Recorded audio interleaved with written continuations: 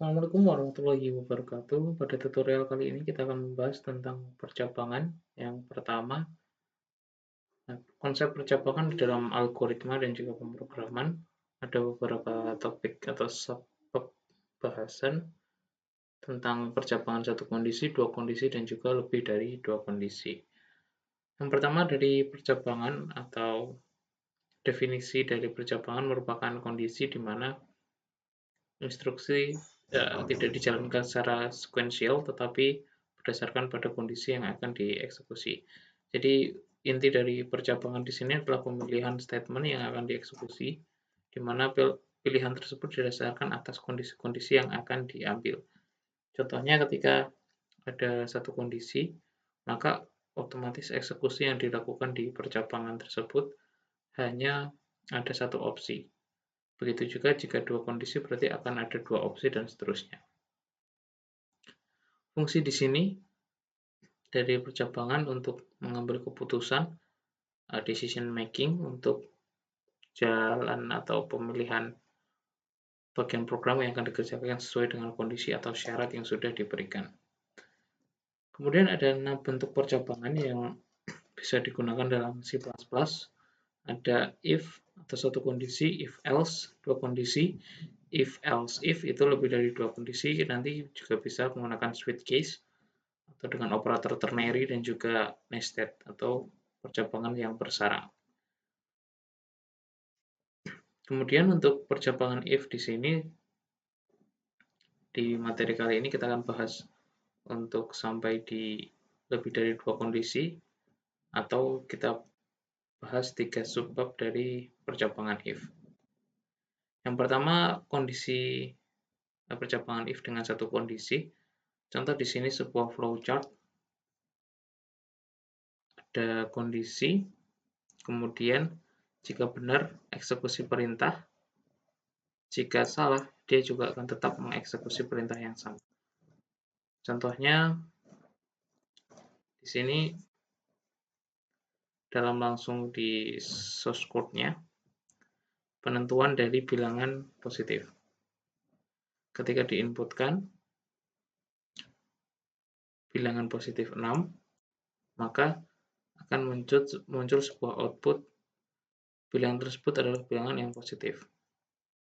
Kemudian ketika diinputkan dengan bilangan yang negatif, maka hasilnya kosong karena kondisi yang dimasukkan itu tidak memenuhi.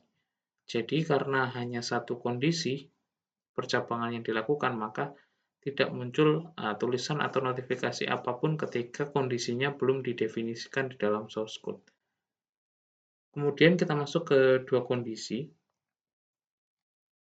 Di dua kondisi, itu bedanya nanti ada perintah kedua yang bisa kita jadikan sebuah output. Kalau tadi yang pertama, kalau benar langsung mengeksekusi perintah, kalau salah dia langsung di akhir atau end program. Kalau di sini, di dua kondisi, maka ketika kondisi itu terpenuhi atau benar, maka yang dijalankan perintah satu. Ketika salah, maka yang dijalankan adalah perintah kedua. Jadi beda dari satu kondisi dan juga dua kondisi adalah di situ. Ketika tadi di satu kondisi tidak ada perintah kedua yang bisa dijalankan, alias dia langsung menuju ke end program, atau langsung mengakhiri atau tanpa ada tampilan atau output apapun. Di sini ketika ada kondisi salah, maka perintah dua yang dijalankan.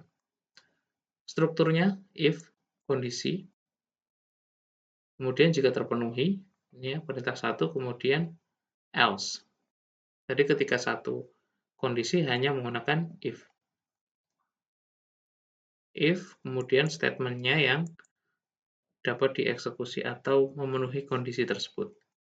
Ketika di dua kondisi, ada tambahan else. If itu kondisinya perintah pertama terpenuhi, atau else di sini diartikan atau. Jadi kalau kondisi pertama tidak terpenuhi, maka yang dieksekusi adalah kondisi yang kedua. Contohnya seperti ini di source code-nya. Ketika dimasukkan kita inputkan 8 bilangan positif, maka dia akan muncul bilangan tersebut adalah 8 dengan kondisi bilangan positif. Ketika kita masukkan bilangan negatif, min 2 di sini, ada keterangan. Anda memasukkan bilangan kurang dari 1. Nah, kenapa ini bisa ditampilkan? Karena tadi kondisinya ada 2 kondisi, atau if-else. Ketika kasus yang pertama tadi hanya if, maka kondisi yang kedua tidak bisa menampilkan apapun. Jadi seperti ini, tadi yang awal, dia hanya kosong. Tidak ada statement apapun yang ditampilkan. Ketika 2 kondisi, maka dia bisa muncul Anda masukkan bilangan kurang dari 1. Nah, bedanya dari 2 kondisi dan juga 1 kondisi di situ. Jadi ketika kondisi yang pertama tidak terpenuhi, maka kondisi yang kedua yang akan ditampilkan atau dieksekusi. Tapi kalau hanya 1 kondisi, maka langsung akan ke end program atau mengakhiri sebuah program tanpa ada output yang ditampilkan. Kemudian, subbab yang terakhir, yaitu tentang percabangan lebih dari 2 kondisi. Di sini, flowchart-nya seperti ini, kondisi, kemudian pernah ketika true atau benar, dijalankan perintah 1. Kemudian ketika dia salah, kalau di 2 kondisi tadi langsung dieksekusi ke perintah kedua. Kalau di 3 kondisi atau lebih dari 2 kondisi, itu akan ada sebuah icon belah ketupat atau kalau di dalam flowchart itu sebagai sebuah decision atau keputusan. Akan ada kondisi kembali, ketika dia benar, perintah 2 yang dijalankan, ketika salah, perintah 3 yang dijalankan. Karena ini posisinya adalah 3 kondisi, perintah 1 sampai ke 3. Jadi yang pertama ketika dieksekusi benar, maka perintah 1 lah yang akan dieksekusi. Kalau salah, nanti masih akan bercabang lagi ke perintah 2 dan perintah ketiga. Maka strukturnya adalah if, kemudian else if, kemudian juga else. Jadi yang kalau satu kondisi tadi hanya if, kemudian kalau dua kondisi if, else, kalau 3 kondisi maka dia if, else. Jadi if itu kondisi yang pertama, kemudian else if itu untuk yang kedua, dan yang terakhir else. Ketika kondisinya nanti lebih banyak, kita bisa gunakan switch case atau quaternary yang lain. Jadi itu akan kita pelajari di pertemuan yang selanjutnya. Kita di pertemuan kali ini hanya sampai di kondisi 3 perintah atau 3 ekspresi.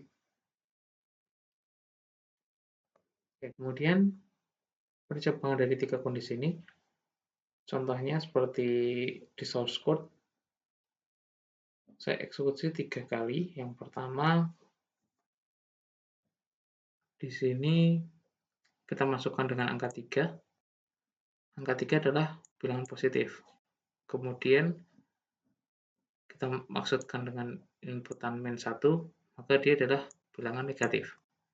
Kemudian yang kita masukkan adalah angka 0. Kemudian outputnya adalah Anda menginputkan bilangan 0. Jadi ada 3 kondisi yang ditampilkan.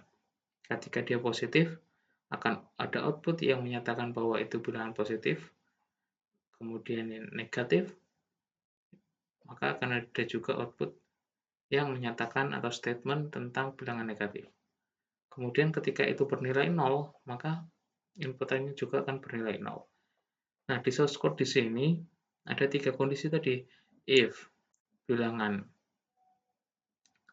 lebih besar dari 0, maka dia bilangannya positif. Kemudian else if bilangan itu lebih kecil dari 0, dia termasuk bilangan negatif.